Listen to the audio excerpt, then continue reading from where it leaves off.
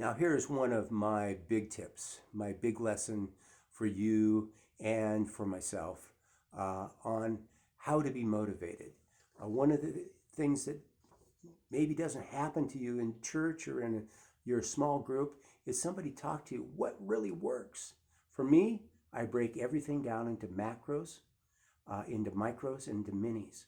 What that means is that I might have 4 at the most macros for the month. These are the things I want to accomplish, I want to work on. Maybe it's just one. And so I take this big macro. I want to, have my garden in order. And that's a month's worth of work.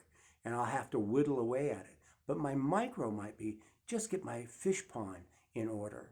And my mini might get the piping for the pump.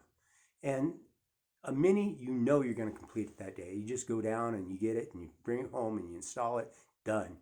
The micro of getting the fish pond done might take a week, might take a day, but you don't know because, there's always things that come up. And then the macro is that get this garden in because this is going to provide food for my family and for my extended family. So it's very, very important to me. That's for me. That you have different macros, you have different micros, you have different minis. But if you organize them like that, for me, that is more attainable and it's motivating.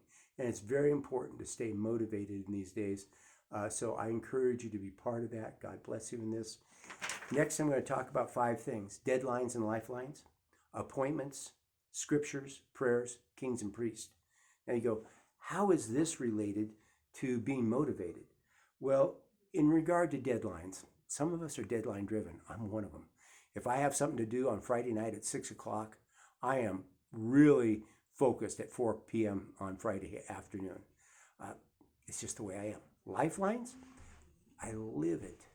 So whatever you're doing, whatever you're supposed to be doing, if you're living it and you have friends that are encouraging you in it and you have lifelines in your life, people you can call out to and say, hey, I'm in a little bit of a slump here. How do I do? I got beautiful people in my life who, when I get kind of stuck, especially in internet and things like that, then I have those people who feed into my life and help me to work through the details. Sometimes it's just little things like I can't interconnect these 2 emails and redirect them. How do I do that?